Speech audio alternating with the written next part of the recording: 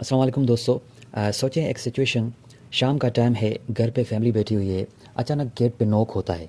Police खड़ी होती है और कहती है थाना चलना पड़ेगा। अब यहाँ पे अक्सर लोग फ्रीज़ हो जाते हैं, दिमाग में सिर्फ एक ही थॉट होती है, अब जो होगा पुलिस के हाथ में होगा। लेकिन असल सवाल ये है, क्या वाकई पुलिस के हाथ में सब कुछ होता है?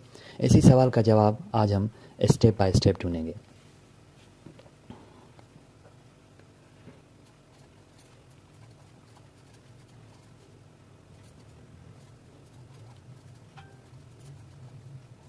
Real life situation, police not at door. तो इसमें सोर्स ऑफ पुलिस पावर को समझने के लिए लॉजिकली सोचते हैं। पुलिस कोई सुपर नेचुरल पावर लेकर पैदा नहीं होती। पुलिस का हर एक्शन किसी कानून से आता है। और यहीं से हम नेक्स्ट लॉजिकल सवाल पे आते हैं, पुलिस का पावर आता कहाँ से है? तो जवाब है CRPC,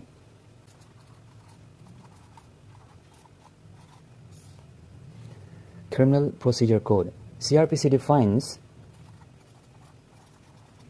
how police can act. CRPC police को रूल बाउंड बनाता है। ओके, CRPC पुलिस को रूल बाउंड बनाता है। पुलिस अपनी मर्जी से नहीं, प्रोसीजर के मुताबिक काम करती है।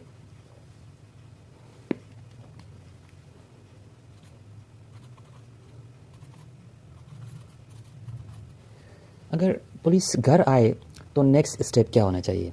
अब वापस अपनी स्टोरी पे आते हैं। पुलिस घर आई, अब नेचुरली नेक्स्ट चीज़ ये होगी अरेस्ट। ओके, लेकिन यहाँ एक इम्पॉर्टेंट बात समझना ज़रूरी है, हर अरेस्ट लीगल नहीं होती। हर अरेस्ट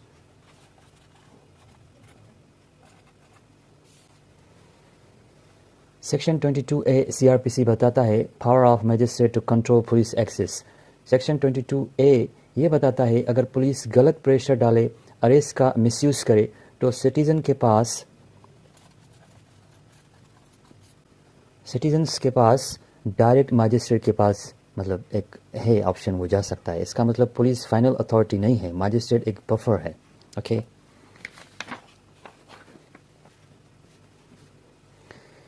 अब आते हैं कि अरेस्ट के बाद क्या होता है।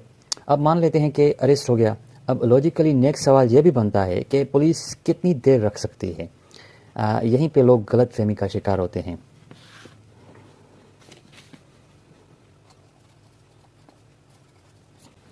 सेक्शन 167 CRPC ये कहता है procedure when investigation can not be completed in 24 hours. Police अपनी मर्जी से रिमांड नहीं ले सकती, मैजिस्ट्रेट से परमिशन लेना ज़रूरी है। और मैजिस्ट्रेट सवाल करता है, केस देखता है, रिमांड रिजेक्ट भी कर सकता है। तो FIR कहाँ फिट होती है? अब यहाँ पे एक मतलब नेचुरल कन्फ्यूजन होती है। लोग पूछते हैं अगर FIR ही नहीं है तो अरेस्ट कैसे? एग्जैक्टली इसीलिए FIR बैकबोन है।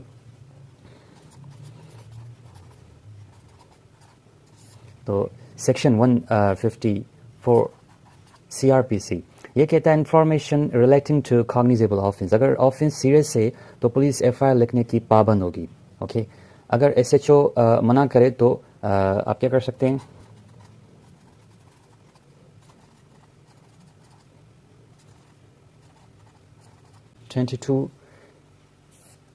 CRPC तो आप क्या कर सकते हैं? रिटन कंप्लेंट कर सकते हैं senior officer and then 22A CRPC। सब चीज़ें एक दूसरे से लिंक हैं, कुछ भी हवा में नहीं होता।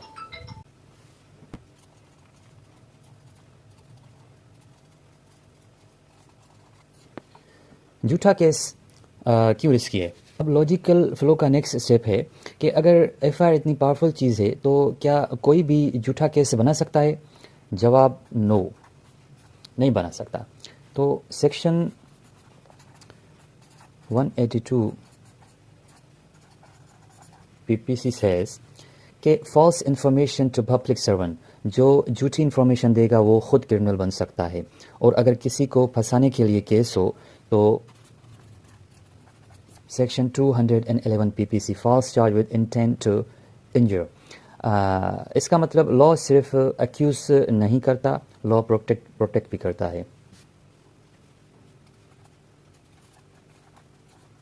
तो ये बात आपको समझ लेना ज़रूरी है। False case means crime. तो अब थोड़ा पीछे जाकर पूरी पिक्चर देखें कि पुलिस आई,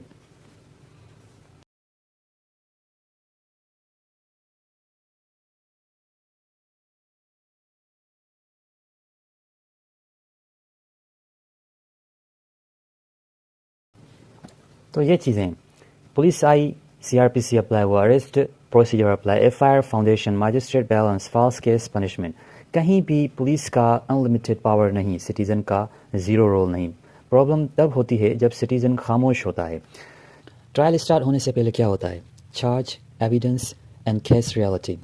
पिछली वीडियो में हमने देखा बेल का मतलब फ्रीडम है, केस ख़त्म होना नहीं। मजिस्ट्रेट, पुलिस और सिटीज़न के बीच बैलेंस होता है। अब मान लेते हैं बेल मिल चुकी है, आप बाहर आ चुके हैं। अब नेचुरली दिमाग में नेक्स्ट सवाल आता है, अब केस का क्या बनेगा, ट्रायल कब शुरू होता है और पहला सीरियस स्टेप कौन सा होता है। इसी पॉइंट से आज का लेक्चर स्टार्ट करते हैं।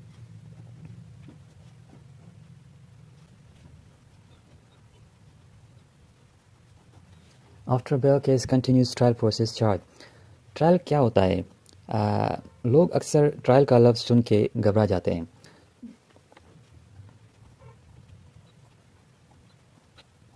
Trial is the judicial examination of evidence. Trial का मतलब है जज के सामने एविडेंस को टेस्ट करना। ट्रायल का काम किसी को फंसाना नहीं, सच निकालना होता है। और ट्रायल तब तक स्टार्ट ही नहीं होता जब तक चार्ज डिसाइड ना हो, जब तक चार्ज डिसाइड ना हो। Trial means evidence test, no evidence means is equal to no trial. अब आते हैं कि समझते हैं कि चार्ज क्या होता है। It's a very important question. अब लॉजिकली नेक्स्ट स्टेप ये है, charge is a formal accusation by the court. Charge का मतलब कोर्ट ऑफिशियली कहती है कि इस ऑफेंस का ट्रायल होगा। इंपॉर्टेंट बात यह है कि पुलिस चार्ज फ्रेम नहीं करती, कोर्ट करती है। यहाँ से केस सीरियस होता है। ओके, अगर चार्ज फ्रेम ना हो, अब यहाँ पे एक बहुत प्रैक्टिकल सवाल आता है। अगर एविडेंस ही वीक हो तो लॉ ब्लाइंड नहीं होता। प्रैक्टिकल रियलिटी ये है कि अगर कोर्ट को लगे कि केस बस शक पर है, एविडेंस मिसिंग है, तो चार्ज फ्रेम ही नहीं होता। इस स्टेज पर ही बहुत से केसेस फिनिश हो जाते हैं। इसलिए चार्ज स्टेज बहुत क्रिटिकल होती है।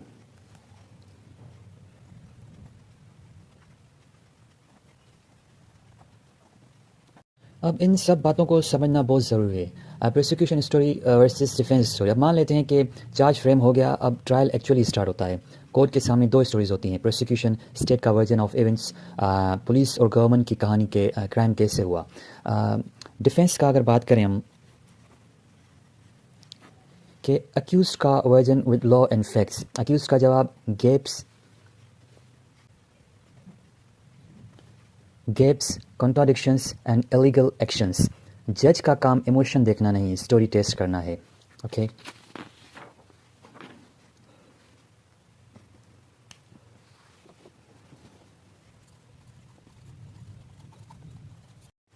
एविडेंस का असल पावर कहाँ है? अब आज का सबसे इम्पोर्टेंट पॉइंट ये है कि लोग सोचते हैं विटनेस आ गया, केस स्ट्रॉन्ग। रियलिटी डिफरेंट है, ये नहीं है। Evidence must be legal. Evidence must be legal, relevant and reliable. Evidence legally collect हो, प्रॉपर प्रोसीजर से हो, कंट्राडिक्ट ना करता हो। अगर एविडेंस इलीगल हो, कोर्ट उसे रिजेक्ट कर सकती है। इसीलिए प्रोसीजर बहुत मैटर करता है।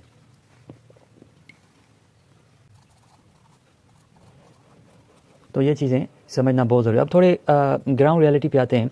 पुलिस ने कहा है तो सच होगा, विटनेस बोल रहा है तो केस पक्का। जज हमेशा स्टेट के साथ होता है।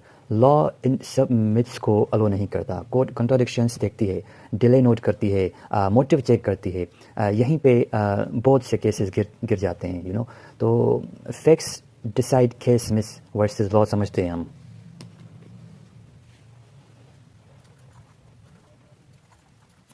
दोस्तों, आज अगर एक चीज़ याद रखनी हो तो ये रखो कि कोर्ट रूम इमोशंस का स्टेज नहीं है, फैक्ट्स का बैटल फील्ड होता है। अगर आप कानून समझ जाते हो तो पैनिक कम होता है, मिस्टेक्स कम होते हैं, चांसेस बेटर होते हैं। अब हम यहाँ तक आ चुके हैं कि चार्ज फ्रेम हो चुका, ट्रायल स्टार्ट हो गया, एविडेंस सेंट्रल स्टेज पे आ गया। अब लॉजिकली नेक्स्ट सवाल ये बनता है कि एविडेंस कोर्ट में आता कैसे है? तो जवाब है विटनेसेस। बिना विटनेसेस के ज़्यादातर केसेस खड़े ही नहीं रहते। तो oral evidence, witness oral evidence or documentary evidence. Witness क्या होता है? A witness is a person who testifies facts before the court. Witness वो शख्स होता है जो कोर्ट के सामने आकर कहता है जो मैंने देखा, सुना या एक्सपीरियंस किया. इंपॉर्टेंट बात, विटनेस का काम ओपिनियन देना नहीं, सिर्फ फैक्ट्स बताना होता है. यहीं पर बहुत लोग गलती करते हैं. अब ट्रायल का पहला प्रैक्टिकल स्टेज आता है एग्जामिनेशन इन चीफ.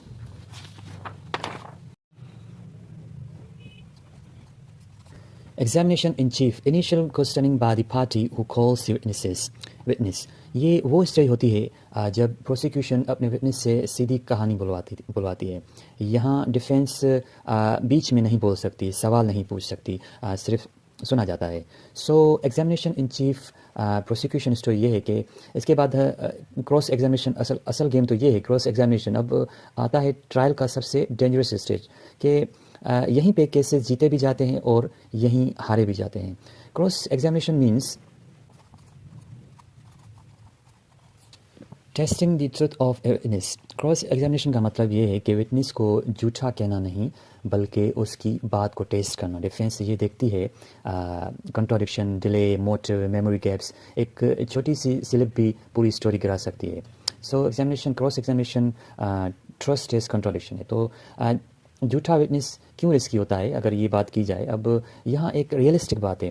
لوگ اکثر کہتے ہیں وٹنس کو خرید لیا ہے، لا اتنا سمپل نہیں ہے. اگر وٹنس جھوٹ بولے، کورٹ کو مسلیڈ کرے تو وہ خود کرمنل بن سکتا ہے، پرجری کا کیس لگ سکتا ہے. اس لیے لا وٹنس کو بھی رسپانسبل بناتا ہے. False witness means crime, پرجری.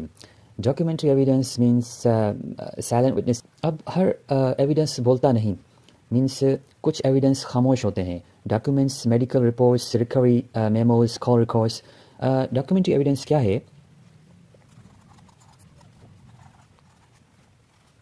written or recorded material produced in court. Documents بولتے نہیں لیکن اسٹرانگ ہوتے ہیں. اگر ڈاکیومنٹ جینیون ہو تو وٹنس بھی فیل ہو سکتا ہے.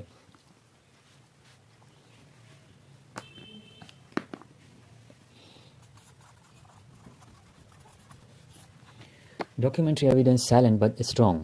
Statement of accuse natural next step. اب جب پروسیکیوشن اپنی کہانی سنا چکی تو فیئرنیس کا تقاضا ہے اکیوز کو بھی سننا. کورٹ اکیوز سے پوچھتی ہے جو کچھ جو آپ کے خلاف آیا اس پہ آپ کیا کہتے ہو. امپورٹنٹ بات یہ ہے کہ اکیوزڈ خاموش رہ سکتا ہے، اس پر پریشر نہیں ڈالا جا سکتا. سائلنٹ بھی لا میں ایک رائٹ ہے.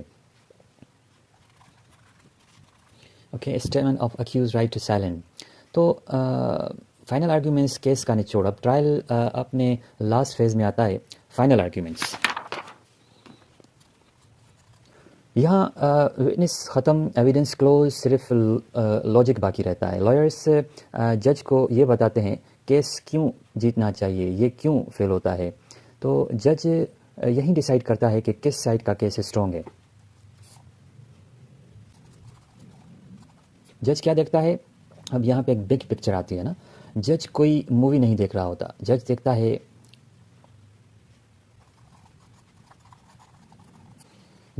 Consistency, credibility, legality, benefit of doubt. اور یاد رکھیں بینیفٹ آف ڈاؤٹ ہمیشہ اکیوز کو ملتا ہے. یہ پرنسپل لا کا بیک بون ہے.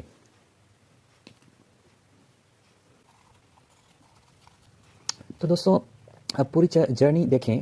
ایف آئی سے اسٹارٹ ہوا، بیل تک آئیں، ٹرائل سمجھا، ایویڈنس ٹیسٹ ہوا. لا سلو لگ سکتا ہے لیکن بلائنڈ نہیں ہوتا. آج اگر ایک بات یاد رکھنی ہو تو کورٹ ایموشن سے نہیں ڈاؤٹ سے ڈیسیشن لیتی ہے. اب آتے ہیں judgment, conviction, ایکوٹل and appeal.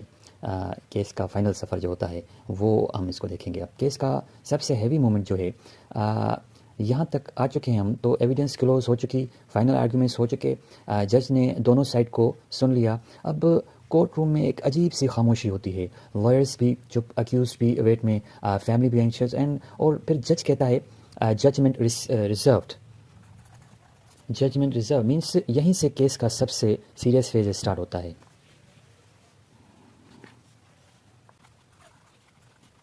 Judgment, conviction, ایکوٹل.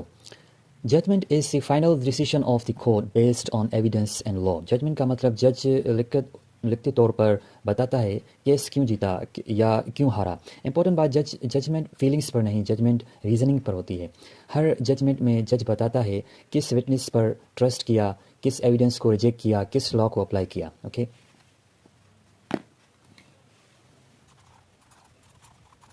اب لاجیکلی صرف دو ہی ریزلٹس ہوتے ہیں، acquittal and conviction. Acquittal means the accused is found not guilty. Acquittal کا مطلب پروسیکیوشن کیس پروو نہیں کر سکی، ڈاؤٹ کلیئر نہیں ہو سکا. Acquittal benefit of doubt.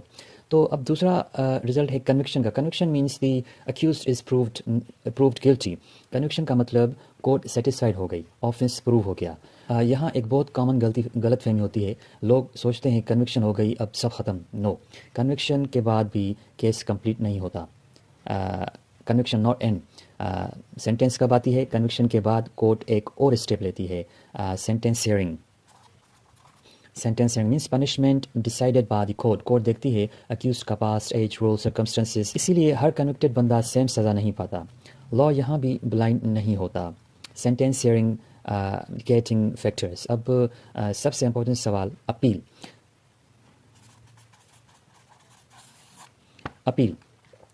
اب نیچرلی سب کے دماغ میں ایک ہی سوال ہوتا ہے، اب کیا کوئی راستہ باقی ہے؟ جواب ہے یس، وہ ہے appeal. Appeal is the request to a higher court to review the decision. Appeal کا مطلب اپر کورٹ سے کہنا نیچے والی کورٹ نے غلطی کی ہے. ایک امپورٹنٹ بات بتاتا چلوں کہ اپیل آٹومیٹک نہیں ہوتی، گراؤنڈس دیکھنے پڑتے ہیں. اپیل ہائر کورٹ سے لیگل گراؤنڈ سے. اس کے اپیل صرف اس لیے نہیں ہوتی کہ جج پسند نہیں آیا. اپیل ہوتی ہے جب ایویڈنس غلط ریڈ ہوا، لا مس اپلائی ہوا، اینڈ پروسیجر وائلیٹ ہوا، اینڈ سینٹینس ایکسیسو ہو. تو اپر کورٹ کیس دوبارہ ٹرائل نہیں کرتی، صرف مسٹیکس چیک کرتی ہے. سو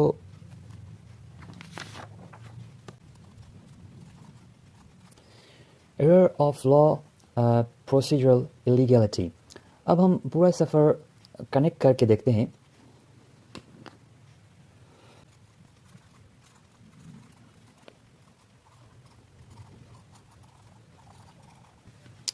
تو F I R E, investigation, arrest, bell, trial, evidence, judgment, ایکیوٹل، conviction, appeal, correction. سو یہ پورا سسٹم اس لیے ہے کہ ایک غلطی سے زندگی برباد نہ ہو. جسٹس ملٹیپل لیئرس سے گزرے. لا سلو ہے لیکن لیئرس کے ساتھ سلو ہے. تو دوستو اگر اس پوری سیریز سے ایک بات سیکھنی ہو تو وہ یہ ہے کہ قانون پرفیکٹ نہیں ہوتا لیکن کریکشن کا سسٹم رکھتا ہے. تو جب تک اپیل کا راستہ کھلا ہے سسٹم زندہ ہے، اور جب تک سٹیزن قانون سمجھتا ہے تب تک پاور صرف اسٹیٹ کے پاس نہیں رہتی. آج ہم نے قانون کو ہیڈ لائنز سے نہیں، کورٹ روم کے اندر سے سمجھا ہے. اگر آج آپ کو یہ ریئلائز ہوا کہ قانون صرف پولیس کا نہیں ہوتا، کورٹ صرف پنشمنٹ کی جگہ نہیں ہوتی، اور کیس صرف قسمت پر نہیں چلتا، تو سمجھ لیں آپ پہلا اسٹیپ لے چکے ہیں اویئرنیس کا. یاد رکھیں، جو قانون سمجھتا ہے وہ مجبور نہیں ہوتا، اور جو مجبور نہیں ہوتا اس سے دبایا نہیں جا سکتا.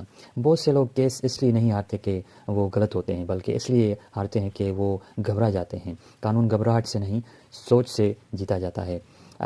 اس چینل کا مقصد یہ نہیں کہ آپ صرف ویڈیوز دیکھیں، بلکہ یہ ہے کہ جب آپ کورٹ کے گیٹ پر کھڑے ہوں تو آپ کے دماغ میں اندھیرا نہیں، کلیئرٹی ہو.